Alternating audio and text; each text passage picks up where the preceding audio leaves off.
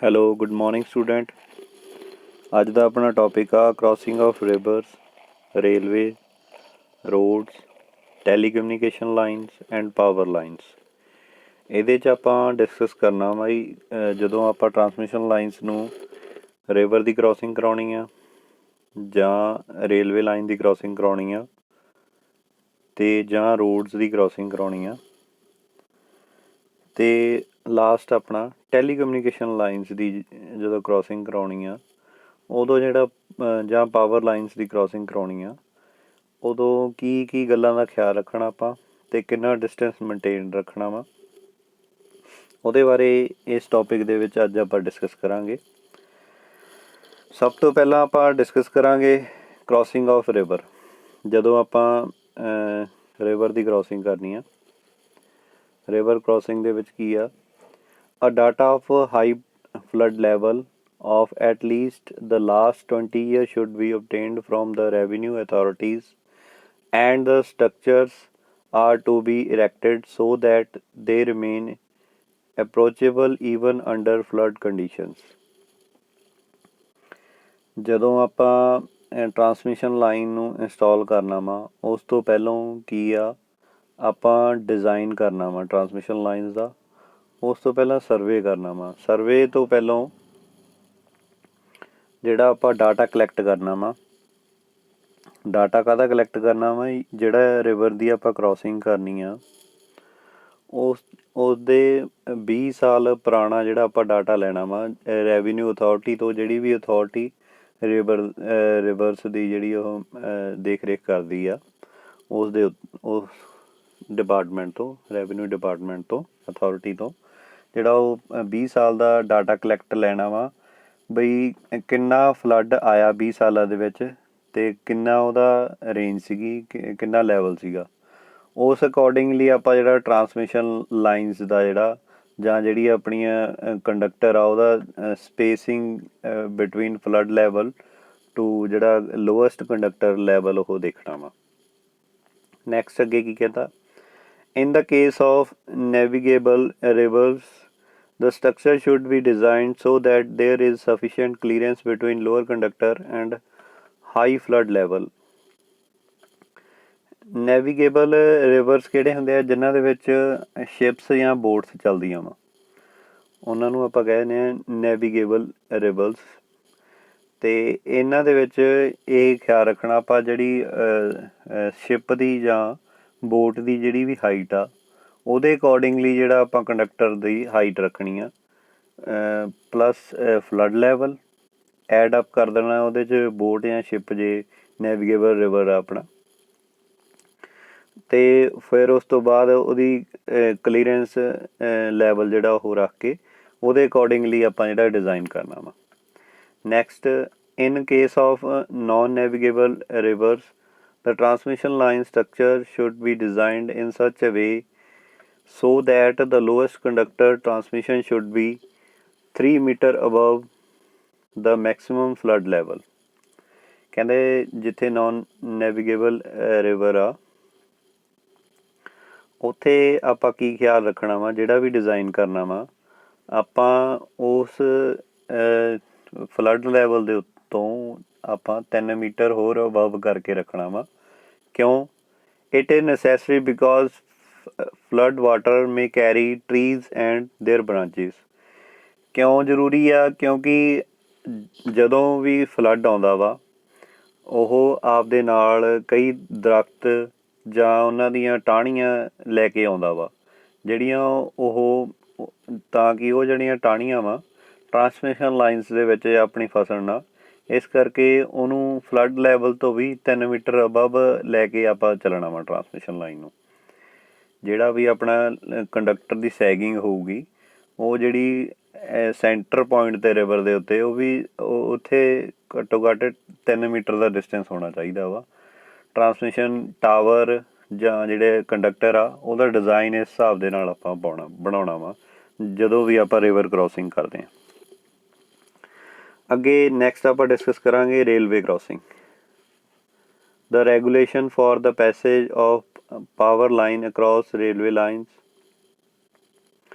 where overhead or underground have been framed by the railway authorities, the following important points should be kept in mind.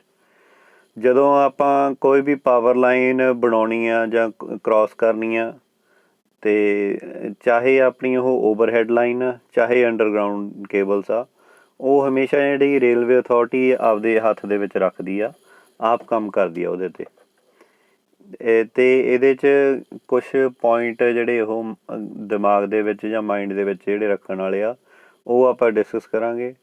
First point ਦੇ ਵਿੱਚ, normally an overhead lines should be at right angle to the tracks. ਕਹਿੰਦੇ ਹਮੇਸ਼ਾ ਜਿਹੜਾ normally overhead lines ਨੂੰ ਜਦੋਂ ਵੀ crossing ਕਰਨੀ ਆ, ਉਹਨੂੰ ਐਟ ਰਾਈਟ ਐਂਗਲ 'ਤੇ ਹੀ ਕ੍ਰੋਸਿੰਗ ਕਰਨੀ ਆ।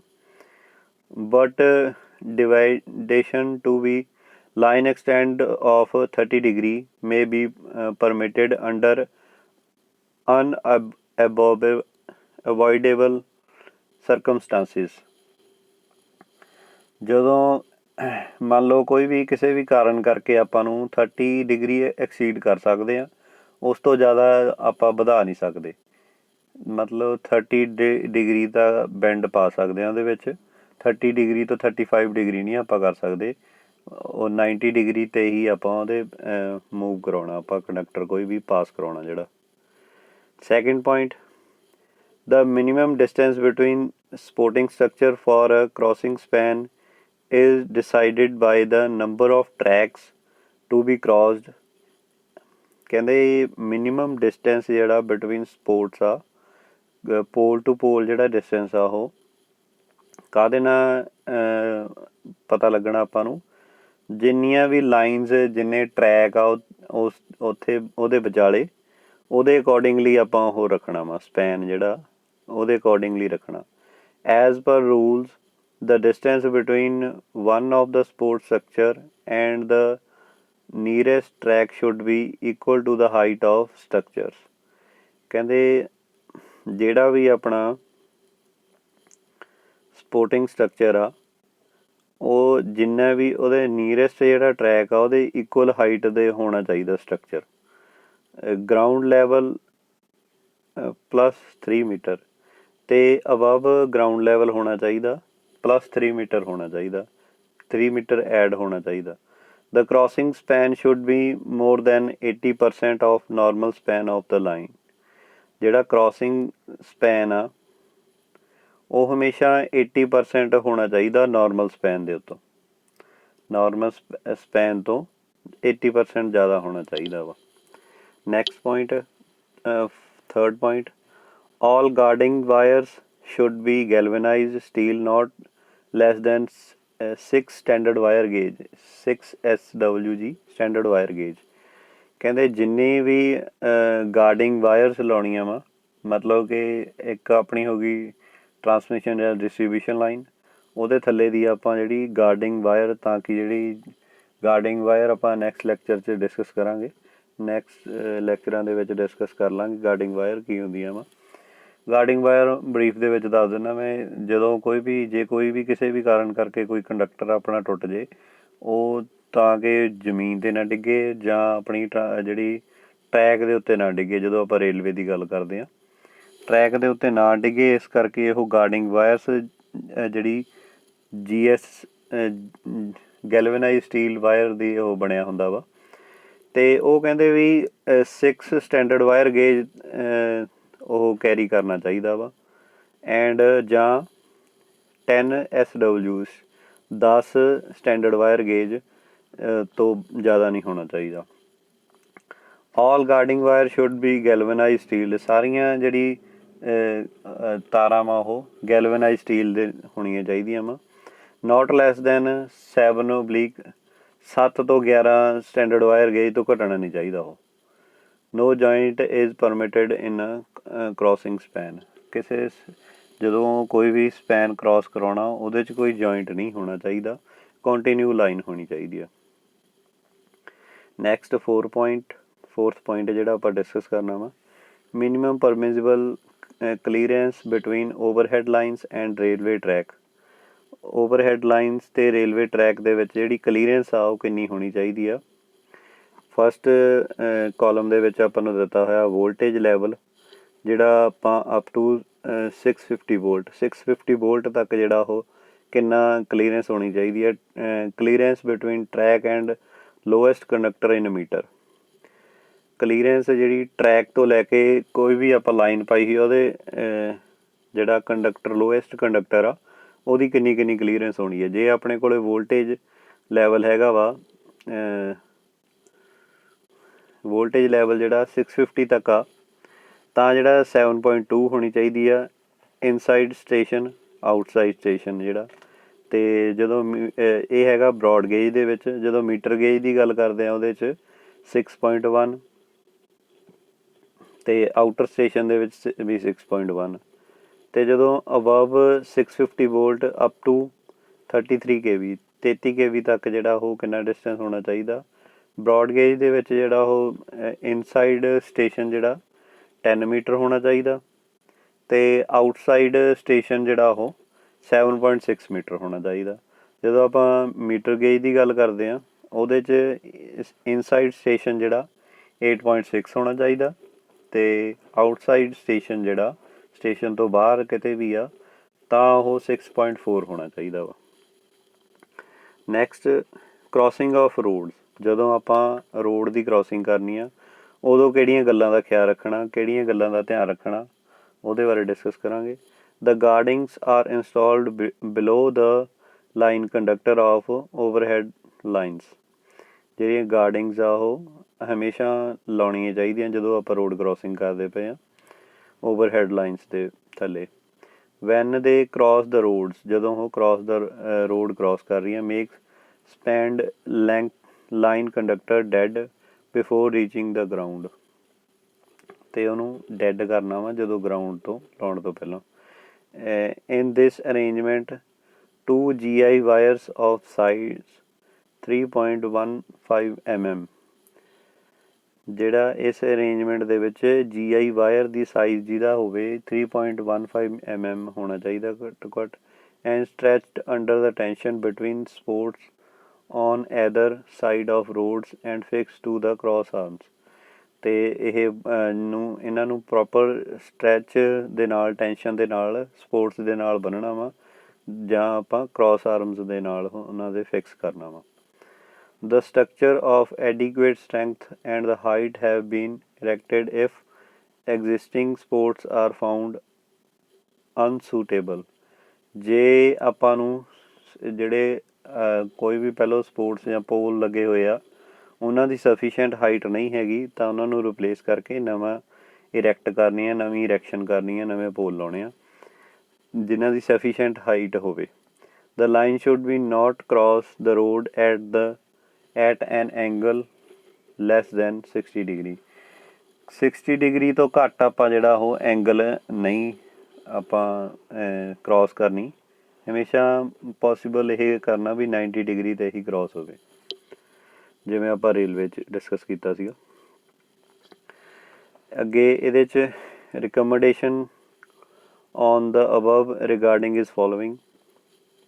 ਇਹਦੇ ਅਕੋਰਡਿੰਗਲੀ ਜਿਹੜੇ ਹਾਈਵੇ ਵਗੈਰਾ ਉਹਨਾਂ ਦੇ ਉੱਤੇ ਕਿਵੇਂ ਪਹਿਲਾਂ ਆਪਾਂ ਸੀਰੀਅਲ ਨੰਬਰ ਟੇਬਲ ਦੇ ਵਿੱਚ ਡਿਸਕਸ ਕਰ ਰਹੇ ਹਾਂ। ਫਿਰ types of road, width of road ਦੀ ਚੜਾਈ ਕਿੰਨੀ ਹੋਊਗੀ ਅਤੇ minimum horizontal clearance between centre of the road and the line support. ਜਿਹੜਾ ਮਿਨੀਮਮ ਕਲੀਅਰੈਂਸ ਜਿਹੜੀ ਆ ਉਹ ਕਿੰਨੀ ਹੋਣੀ ਚਾਹੀਦੀ ਆ। ਠੀਕ ਆ ਜੀ। ਜਿਹੜਾ ਆਪਾਂ ਪਹਿਲੋਂ ਡਿਸਕਸ ਕਰਾਂਗੇ ਫਸਟ ਪੁਆਇੰਟ ਨੈਸ਼ਨਲ ਹਾਈਵੇ। ਉਹਦੀ ਵੈਡਥ ਕਿੰਨੀ ਆ 11.6 ਮੀਟਰ। ਨੈਸ਼ਨਲ ਹਾਈਵੇ ਦੀ ਵੈਡਥ 11.6 ਮੀਟਰ ਆ। ਅਤੇ ਜਿਹੜਾ minimum horizontal clearance between road ਅਤੇ ਲਾਈਨ ਸਪੋਰਟ ਦੇ ਵਿੱਚ ਆ ਉਹ ਕਿੰਨੀ ਹੋਣੀ ਚਾਹੀਦੀ ਆ 7.6 ਮੀਟਰ ਕਲੀਅਰੈਂਸ ਹੋਣੀ ਚਾਹੀਦੀ ਆ। ਇੱਦਾਂ ਹੀ ਸਟੇਟ ਹਾਈਵੇ ਦੇ ਵਿੱਚ ਵੈਡਥ ਹੈਗੀ ਹੈ 9.8 ਮੀਟਰ ਅਤੇ minimum horizontal clearance between centre of road and line support ਜਿਹੜੀ ਆ ਉਹ ਜਿਹੜਾ ਪੋਲ ਲਾਉਣੇ ਆ ਉਹਨਾਂ ਦੇ ਵਿੱਚ ਜਿਹੜਾ ਡਿਸਟੈਂਸ ਆ ਉਹ ਕਿੰਨਾ ਹੋਣਾ ਚਾਹੀਦਾ ਵਾ 6.7। ਸੈਂਟਰ ਤੋਂ ਰੋਡ ਦੇ ਸੈਂਟਰ ਤੋਂ ਇੰਨਾ ਡਿਸਟੈਂਸ ਹੋਣਾ ਚਾਹੀਦਾ। ਜਿਹੜੇ ਮੇਜਰ ਡਿਸਟ੍ਰਿਕਟਸ ਰੋਡ ਆ ਕੋਈ ਵੀ ਆਪਣੇ ਡਿਸਟ੍ਰਿਕਟਸ ਦੇ ਮੇਜਰ ਰੋਡ ਆ ਉਹਨਾਂ ਦਾ ਜਿਹੜਾ ਵੈਡਥ ਆ ਰੋਡ ਦੀ ਉਹ ਕਿੰਨੀ ਆ 7.3 ਮੀਟਰ ਆ। ਅਤੇ ਇਹਨਾਂ ਦੇ ਸੈਂਟਰ ਤੋਂ ਲੈ ਕੇ ਜਿਹੜੀ ਆਪਾਂ ਸਪੋਰਟਸ ਜਿਹੜੇ ਪੋਲ ਲੱਗੇ ਆ ਉਹਨਾਂ ਦੀ ਕਲੀਅਰੈਂਸ ਜਿਹੜੀ ਆ 5.5 ਮੀਟਰ। ਨੈਕਸਟ ਆਪਣਾ ਲਾਸਟ ਟੋਪਿਕ ਆ crossing of telecommunication lines and overhead power lines.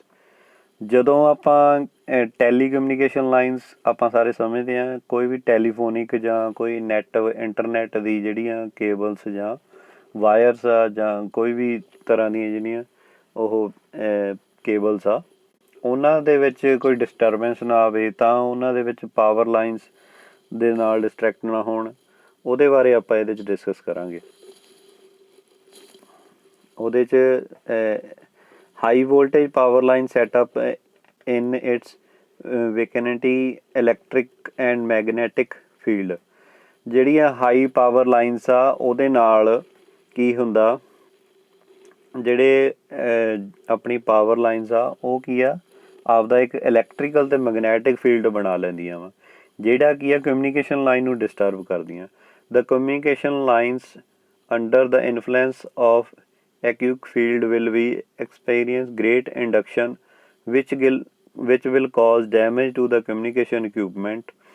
ਜਿਹੜਾ ਕਿ ਜਦੋਂ ਇਹ ਪਾਵਰ ਲਾਈਨਸ ਦੇ ਘੇਰੇ ਦੇ ਵਿੱਚ ਆਉਂਦੀਆਂ ਵਾ ਆਪਣੀ ਫੀਲਡ ਜਿਹੜੀ ਇਲੈਕਟ੍ਰੀਕਲ ਫੀਲਡ ਜਨਰੇਟ ਹੋਈ ਹੁੰਦੀ ਆ ਜਾਂ ਮੈਗਨੈਟਿਕ ਫੀਲਡ ਜਨਰੇਟ ਹੋਈ ਹੁੰਦੀ ਆ, ਜੇ ਉਹਦੇ ਵਿੱਚ ਆਉਂਦੀ ਆ ਤਾਂ ਜਿਹੜੇ ਵੀ ਆਪਣੇ ਕਮਿਊਨੀਕੇਸ਼ਨ ਸਿਸਟਮ ਦੇ ਇਕਵਿਪਮੈਂਟਸ ਆ ਜਾਂ ਕੋਈ ਵੀ ਡਿਵਾਈਸਿਸ ਆ ਉਹਨਾਂ ਨੂੰ ਹਾਰਮ ਕਰ ਸਕਦੀ ਆ, ਜਾਂ ਜਿਹੜੇ and to work engaged in a maintenance work of telecommunication line. ਅਤੇ ਜਿਹੜੇ ਵੀ ਵਰਕਰ ਉੱਥੇ ਕੰਮ ਕਰਦੇ ਪਏ ਆ ਉਹਨਾਂ ਨੂੰ ਵੀ ਇਫੈਕਟ ਕਰ ਸਕਦੀ ਆ, ਉਹਨਾਂ ਨੂੰ ਵੀ ਉਹਨਾਂ ਦੀ ਲਾਈਫ ਨੂੰ ਵੀ ਖਤਰਾ ਹੋ ਸਕਦਾ ਵਰਕਰਸ ਨੂੰ।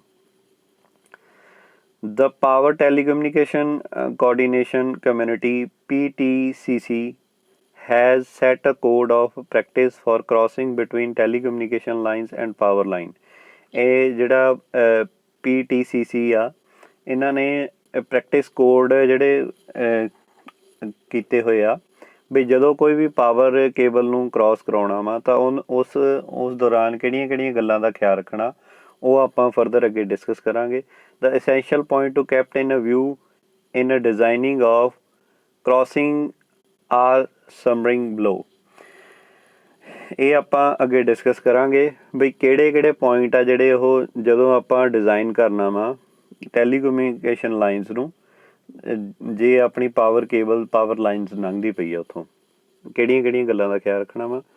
ਉਹਦੇ 'ਚ 4 ਪੁਆਇੰਟ ਆਪਾਂ ਡਿਸਕਸ ਕਰਨੇ ਆ। ਪਹਿਲਾ point, the telecommunication lines should B placed below the power lines because it required constant attention for maintenance। ਜਿਹੜੀ ਹਮੇਸ਼ਾ ਟੈਲੀਕਮਿਊਨੀਕੇਸ਼ਨ ਲਾਈਨਸ ਆ ਉਹਨਾਂ ਨੂੰ ਪਾਵਰ ਲਾਈਨ ਤੋਂ ਥੱਲੇ ਆਪਾਂ ਲਾਉਣਾ ਵਾ। ਜੇ ਕਿਤੇ ਵੀ ਆਪਾਂ ਨੂੰ ਕਿ ਟੈਲੀਕਮਿਊਨੀਕੇਸ਼ਨ ਲਾਈਨਸ ਜਿਹੜੀਆਂ ਟੈਲੀਫੋਨ ਦੀਆਂ ਤਾਰਾਂ ਜਾਂ ਕੋਈ ਇੰਟਰਨੈਟ ਦੀਆਂ ਤਾਰਾਂ ਵਾ ਉਹਨਾਂ ਨੂੰ ਆਪਾਂ ਕੀ ਆ ਹਮੇਸ਼ਾ ਜੇ ਪਾਵਰ ਲਾਈਨ ਜਾ ਰਹੀ ਆ ਉਹਦੇ ਥੱਲੇ ਰੱਖਣਾ ਵਾ, ਉਹਦੇ ਉੱਪਰ ਦੀ ਨਹੀਂ ਲੰਘਾਉਣਾ। ਕਿਉਂਕਿ ਜਦੋਂ ਇਹਦੀ ਮੇਨਟੇਨੈਂਸ ਕਰਨੀ ਆ ਟੈਲੀਕਮਿਊਨੀਕੇਸ਼ਨ ਲਾਈਨਸ ਦੀ ਉਸ ਦੌਰਾਨ ਜਿਹੜੀ ਉਹ ਪੂਰੀ ਅਟੈਂਸ਼ਨ ਦੀ ਲੋੜ ਹੁੰਦੀ ਹੈ ਧਿਆਨ ਨਾਲ, ਕਿਉਂਕਿ ਬਰੀਕ ਕੇਬਲਸ ਇੱਕ ਕੇਬਲ ਦੇ ਵਿੱਚ ਪਤਲੀਆਂ ਤਾਰਾਂ ਹੁੰਦੀਆਂ ਵਾ ਅਤੇ ਉਹਨਾਂ 'ਤੇ ਕੰਮ ਕਰਨ ਵਾਸਤੇ ਅਟੈਂਸ਼ਨ ਦੀ ਲੋੜ ਪੈਂਦੀ ਆ ਜਿਹੜਾ ਵੀ ਵਰਕਰ ਆ।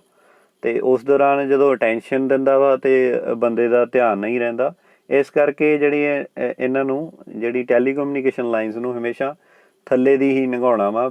ਪਾਵਰ ਕੇਬਲ ਨੂੰ ਉੱਪਰ ਰੱਖਣਾ ਵਾ ਅਤੇ ਹਮੇਸ਼ਾ ਟੈਲੀਕਮਿਊਨੀਕੇਸ਼ਨ ਲਾਈਨ ਨੂੰ ਥੱਲੇ ਦੀ ਪਾਉਣਾ ਵਾ। ਇਹ ਨਹੀਂ ਹੋਗਾ ਉੱਪਰ ਦੀ ਨਹੀਂ ਕ੍ਰੋਸ ਕਰਾਉਣੀ ਕਦੇ ਵੀ ਟੈਲੀਕਮਿਊਨੀਕੇਸ਼ਨ ਲਾਈਨਸ ਨੂੰ।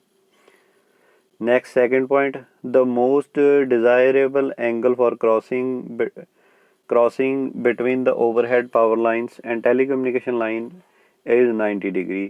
ਹਮੇਸ਼ਾ ਜਿਹੜਾ ਉਹ 90 ਡਿਗਰੀ 'ਤੇ ਹੀ ਕ੍ਰੋਸ ਕਰਾਉਣਾ ਵਾ। ਇਹ ਆਪਾਂ ਰੇਲਵੇ ਲਾਈਨਸ ਦੀ ਗੱਲ ਕਰ ਲਈਏ, ਚਾਹੇ ਰੋਡ ਦੀ ਗੱਲ ਕਰ ਲਈਏ, ਚਾਹੇ ਪਾਵਰ ਟੈਲੀਕਮਿਊਨੀਕੇਸ਼ਨ ਲਾਈਨਸ ਦੀ ਗੱਲ ਕਰ ਲਈਏ, ਇਹਦੇ 'ਚ ਆਪਾਂ 90 ਡਿਗਰੀ 'ਤੇ ਹੀ ਲੰਘਾਉਣਾ। ਬਟ ਜੇ ਕਿਤੇ ਜਗ੍ਹਾ 'ਤੇ ਕੋਈ ਪ੍ਰੋਬਲਮ ਆਉਂਦੀ ਆ ਤਾਂ but it should not be less than 60 degree. 60 degree ਤੋਂ ਉਹਨੂੰ ਨਹੀਂ ਘਟਾਉਣਾ ਹੈਗਾ। ਆ safe clearance between third point ਆਪਾਂ ਡਿਸਕਸ ਕਰ ਰਹੇ ਹਾਂ। Safe clearance between telecommunication lines and power line has been maintained. ਜਿਹੜੀ ਕਲੀਅਰੈਂਸ ਆ ਮਤਲਬ ਲੋਐਸਟ ਕੰਡਕਟਰ ਤੋਂ ਜਿਹੜੀ ਪਾਵਰ ਟੈਲੀਕਮਿਊਨੀਕੇਸ਼ਨ ਲਾਈਨਸ ਦਾ ਉਹ ਮੇਨਟੇਨ ਰੱਖਣਾ ਵਾ ਹਮੇਸ਼ਾ। ਉਹ ਆਪਾਂ ਫਰਦਰ ਅੱਗੇ ਡਿਸਕਸ ਕਰਾਂਗੇ ਕਿੰਨਾ ਕਿੰਨਾ ਜਿਹੜਾ ਡਿਸਟੈਂਸ ਆ ਕਿੰਨੀ ਵੋਲਟੇਜ ਲੈਵਲ 'ਤੇ ਕਿੰਨਾ ਡਿਸਟੈਂਸ ਮੇਨਟੇਨ ਰੱਖਣਾ ਵਾ। Fourth point, the guarding between telecommunication lines and the power lines may be fixed either to the supports of a power line or the support of telecommunication line। ਜਿਹੜੀ guarding between telecommunication lines ਅਤੇ power lines ਦੇ ਵਿੱਚ ਉਹ ਹਮੇਸ਼ਾ ਲਾਉਣੀ ਚਾਹੀਦੀ ਆ। ਚਾਹੇ ਉਹ ਪਾਵਰ ਲਾਈਨਸ ਨੂੰ ਗਾਰਡਿੰਗ ਲਾ ਦਿਓ, ਚਾਹੇ ਆਪਣੀ ਜਿਹੜੀ ਟੈਲੀਕਮਿਊਨੀਕੇਸ਼ਨ ਲਾਈਨਸ ਦੀ ਜਿਹੜੀ ਸਪੋਰਟਸ ਆ, ਜਿਹੜੇ ਟਾਵਰ ਆ ਜਾਂ ਪੋਲ ਆ, ਉਹਨਾਂ 'ਤੇ ਵੀ ਆਪਾਂ ਗਾਰਡਿੰਗ ਲਾ ਸਕਦੇ ਹਾਂ। ਦੋਨਾਂ 'ਚੋਂ ਕਿਸੇ ਵੀ ਜਿਹੜੀ ਲਾਈਨ ਆ ਉਹਨਾਂ 'ਤੇ ਆਪਾਂ ਲਾ ਸਕਦੇ ਹਾਂ। ਹੁਣ ਆਪਾਂ ਇਹਦੇ 'ਚ ਡਿਸਕਸ ਕਰਾਂਗੇ minimum clearance between conductor of two system has been maintained. ਜਿਹੜਾ ਪਾਵਰ ਲਾਈਨ ਅਤੇ ਟੈਲੀਕਮਿਊਨੀਕੇਸ਼ਨ ਲਾਈਨਸ ਦੇ ਵਿੱਚ ਕਿੰਨਾ ਡਿਸਟੈਂਸ ਮੇਨਟੇਨ ਕਰਨਾ ਵਾ, ਕਿੰਨੀ ਵੋਲਟੇਜ ਦੇ, ਉਹ ਆਪਾਂ ਡਿਸਕਸ ਕਰਦੇ ਪਏ ਹਾਂ ਇਹਦੇ 'ਚ। ਅਬਵ 33 kV, ਜਦੋਂ 33 kV ਤੋਂ ਅਬਵ ਆ ਜਿਹੜਾ, ਅਤੇ ਅਪ ਟੂ 66 kV, ਮਤਲਬ ਕਿ 33 kV ਤੋਂ ਲੈ ਕੇ ਅਤੇ 66 kV ਤੱਕ ਜਿਹੜਾ ਉਹ ਡਿਸਟੈਂਸ ਕਿੰਨਾ ਰੱਖਣਾ, 2.4 ਮੀਟਰ। ਕਾਹਦੇ ਵਿੱਚ ਡਿਸਟੈਂਸ ਆ? ਪਾਵਰ ਲਾਈਨ ਅਤੇ ਟੈਲੀਕਮਿਊਨੀਕੇਸ਼ਨ ਲਾਈਨਸ ਦੇ ਵਿੱਚ ਡਿਸਟੈਂਸ ਜਿਹੜਾ 2.4 ਮੀਟਰ ਮੇਨਟੇਨ ਰੱਖਣਾ ਵਾ। ਅਤੇ above 66 kV to 132 kV, 66 kV ਤੋਂ 132 kV ਦੇ ਵਿੱਚ ਜਿਹੜਾ ਡਿਸਟੈਂਸ ਆ ਉਹ 2.7 ਰੱਖਣਾ। ਅਤੇ 132 kV ਤੋਂ 220 kV ਤੱਕ ਜਿਹੜਾ ਟੈਲੀਕਮਿਊਨੀਕੇਸ਼ਨ ਅਤੇ ਪਾਵਰ ਲਾਈਨਸ ਦੇ ਵਿੱਚ ਜਿਹੜਾ ਡਿਸਟੈਂਸ ਆ ਉਹ 3 ਮੀਟਰ ਰੱਖਣਾ। ਇਹ ਹੋ ਗਿਆ ਆਪਣਾ ਅੱਜ topic, crossing of railway, river, road ਅਤੇ ਟੈਲੀਕਮਿਊਨੀਕੇਸ਼ਨ ਲਾਈਨਸ ਅਤੇ ਪਾਵਰ ਲਾਈਨਸ ਦੇ ਵਿੱਚ ਜਿਹੜਾ ਆਪਾਂ ਡਿਫਰੈਂਸ ਰੱਖਣਾ ਜਾਂ ਜਿਹੜਾ ਵੀ ਆਪਾਂ ਗੱਲਾਂ ਦਾ ਖਿਆਲ ਰੱਖਣਾ, ਉਹਦੇ ਬਾਰੇ ਅੱਜ ਆਪਾਂ ਡਿਸਕਸ ਕੀਤਾ। ਨੈਕਸਟ ਟਾਈਮ ਨੈਕਸਟ ਟੋਪਿਕ ਲੈ ਕੇ ਆਵਾਂਗੇ। Thank you very much.